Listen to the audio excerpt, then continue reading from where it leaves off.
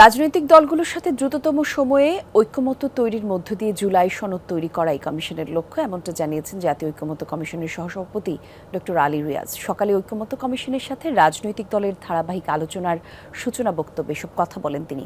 সংস্কার নিয়ে কমিশনের সাথে রাজনৈতিক দলগুলোর দ্বিতীয় পর্যায়ে 11তম দিনের বৈঠকে এতে বিএনপি, জামায়াত, এনসিপি সহ বিভিন্ন রাজনৈতিক দলের প্রতিনিধিরা অংশ নেন। দিনের শুরুতে প্রধান বিচারপতি নিয়োগ ইস্যুতে চলছে আলোচনা। সূচনা বক্তব্যে আলী রিয়াজ বলেছেন, দলগুলোর সঙ্গে নিয়ে অনেক বিষয়ে ঐক্যমত্য হচ্ছে। সবার আন্তরিক প্রচেষ্টা থাকলে রাষ্ট্রের গুরুত্বপূর্ণ বিষয়ে একমতে আসা সম্ভব। সবার সহযোগিতা অব্যাহত থাকলে দ্রুত একটি নির্দিষ্ট জায়গায় পৌঁছানো সম্ভব বলেও জানিয়েছেন তিনি। সকলকে নিয়ে একটি জাতীয় সনদ তৈরি করা। আমরা বারবার বলেছি যে আমাদের লক্ষ্য হচ্ছে এই জুলাই মাসের মধ্যেই যেন আমরা এই কাজ সম্পন্ন করতে পারি। তত্ত্বাবধায়ক সরকার ব্যবস্থা, বিচারপতির প্রধান বিচারপতি নিয়োগ এবং জরুরি অবস্থা, সেগুলি নিয়ে অতীতে আলোচনা হয়েছে। ফলে আমি আশা করছি এখন এগুলো নিষ্পত্তির দিকে অগ্রসর হওয়ার জন্য কিভাবে আগানো যায় সেটাই আমাদের সিদ্ধান্ত নিতে হবে। দর্শক, এ বিষয়ে আরো বিস্তারিত তথ্য জানাতে আমাদের সহকর্মী আখলাকুস সাফা আমাদের সঙ্গে যোগ দিচ্ছেন। সাফা, প্রধান বিচারপতির নিয়োগ ইস্যুতে যেসব প্রস্তাবনা এসেছে সে ব্যাপারে কি কি জানা গেল, একটু বিস্তারিত যদি জানাতেন।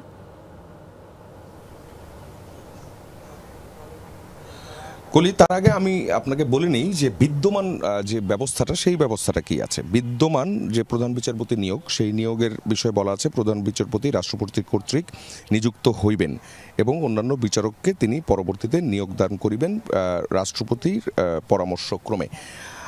এরপর সংবিধান সংস্কার কমিশন যে সুপারিশ করেছিল এ বিষয়ে, তাদের সুপারিশ ছিল আপিল বিভাগের বিচারকদের মধ্য থেকে মেয়াদের ভিত্তিতে জ্যেষ্ঠতম বিচারককে প্রধান বিচারপতি হিসেবে নিয়োগ প্রদান করা যেতে পারে।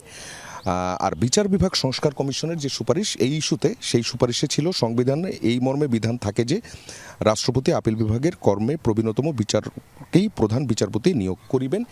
এর সঙ্গে বেশ কিছু রেফারেন্স যুক্ত করা আছে।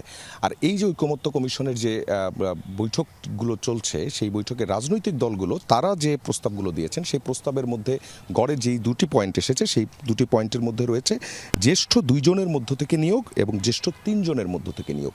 বিএনপি কিন্তু গত যে মিটিং ছিল সেই মিটিংয়ে তারা 3 জনের কথা বলেছিলেন এবং আজ যে মিটিং আছে সেই মিটিংয়ে তারা কিন্তু 2 জনের বেলায় সম্মত হয়েছেন এবং সেটি বলছেন যে সেটিও তারা কিন্তু ঐকমত্যের স্বার্থে এই জায়গাটিতে তারা এই 2 জনে সম্মত হয়েছেন। এনসিপির দিক থেকেও কিন্তু এরকম প্রস্তাব ছিল এবং জামায়াতে ইসলামী যারা ছিলেন, জামায়াতে ইসলামীর দিক থেকেও কিন্তু বলা হয়েছে যে সেক্ষেত্রে একজন হলেও তাদের কোনো আপত্তি নেই। অর্থাৎ এর পরেও যে মিটিংগুলো হচ্ছে, যে আলোচনা চলছে, সেই আলোচনায় সহসভাপতি আলী রিয়াজ প্রথমেই তিনি বলেছেন যে দলগুলোর অবস্থান তারা এরই মধ্যে জানেন। এখন কে কতটা ছাড় দিয়ে ঐক্যমত্যের জায়গায় এসে পৌঁছাচ্ছে সেটাই হচ্ছে বিষয়। এখনও পর্যন্ত প্রধান বিচারপতি নিয়োগ নিয়ে আলোচনা চলছে, এরপর তত্ত্বাবধায়ক সরকার ব্যবস্থা এবং তারপর জরুরি অবস্থা নিয়ে আলোচনা হবে। ধন্যবাদ আপনাকে সাফা।